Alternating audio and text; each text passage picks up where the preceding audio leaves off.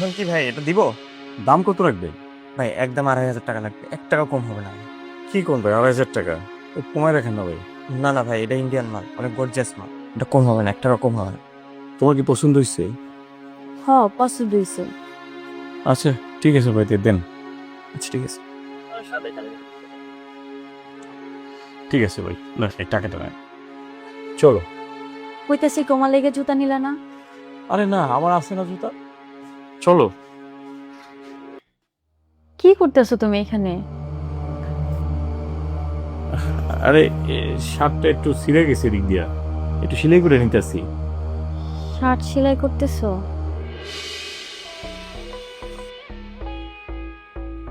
তোমার এই পছন্দের 3 পিসটা নিয়ে আইছি। কোন 3 পিস? আর ওই দিন মার্কেটে যে তুমি পছন্দ করলে না একটা 3 পিস, ওইটা। কি কও তুমি? 3,500 টাকা দিয়ে তুমি ওই 3 পিসটা নিয়ে আইছো? তোমার কাছে না টাকা নাই? আরে আজকে বেতন পাইছি না। বেতন পাইয়া কি আমার লেগে 3 পিসটা নিয়েই তুইব? আরে তুমি ওই দিন পছন্দ করছো, আর আমার কাছে তো টাকা ছিল না ওই দিন। এর লেগে চিন্তা করছি বেতন পাইছি 3 পিসটা নিয়ে যাই। দেখো তো 3 পিসটা তোমার ওই পছন্দের ওইটাই কিনা? হ ওইটাই তো নিয়ে আইছো। ঠিক আছে। হ্যাঁ ঠিক আছে, আচ্ছা রাখো, ঘরে ঢুকো, ভাত খাও। আচ্ছা চলো। চলো।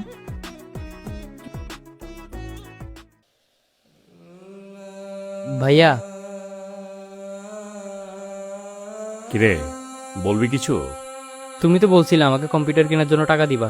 আমার তো সফটওয়্যারের কাজটা শিখতে হবে ভাইয়া। টাকাটা তো পুরোটা জোগাড় হয় নাই, আমার কাছে মাত্র 30,000 টাকা আছে। ভাইয়া আমি তো কথা বলছি কম্পিউটার বানাতে 60,000 টাকা লাগবে। একটু কমার সময় করা যায় না?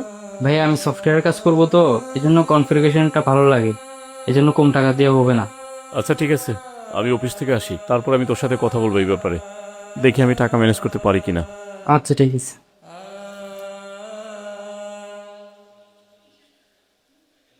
আগামী সপ্তাহে আমার বোনের বিয়ে, তো ফ্যামিলির সবাইকে নিয়ে চলে আসবেন, কিন্তু কোনো বাহানা কিন্তু চলবে না।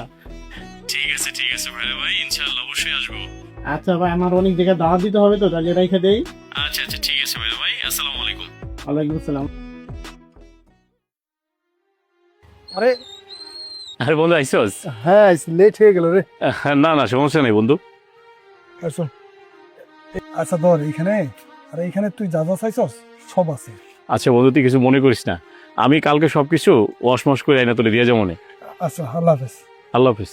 আল্লাহ হাফেজ। আচ্ছা। হ্যাঁ কই, আমি রেডি, চলো। রেডি? কি কি হয়েছে? তুমি সব কি পরেছো? কেন? পোশাক পরেছি। স্যান্ডেল, পুরানো পোশাক, এসব কি? আমরা বিয়ে বাড়িতে যাচ্ছি। আমি এই পোশাক পরেই যাব। কেন তুমি এই পোশাক পরে যাবে? তোমার কি পোশাক নেই? তুমি যদি তোমার বন্ধুর কাছ থেকে ধার করে পোশাক কিনে বিয়ে বাড়িতে যেতে পারো, তাহলে আমার এই পুরান পোশাক পরে যেতে কোনো সমস্যা নেই।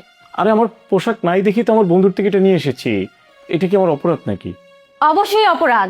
আমি তোমাকে শুধু দেখছি, তুমি একটা ছেঁড়া জুতা পায়ে দাও, তোমাকে একটা শার্ট কিনতে বলে, একটা জুতা কিনতে বলে তুমি সেটা কিনো না, আর ফ্যামিলির সবাইকে সবকিছু কিনে দিচ্ছ তুমি। তুমি যদি আমার জায়গায় থাকতে তাহলে তুমি বুঝতে। আমি সংসারের বড় ছেলে, তার মাথায় অনেক বোঝা।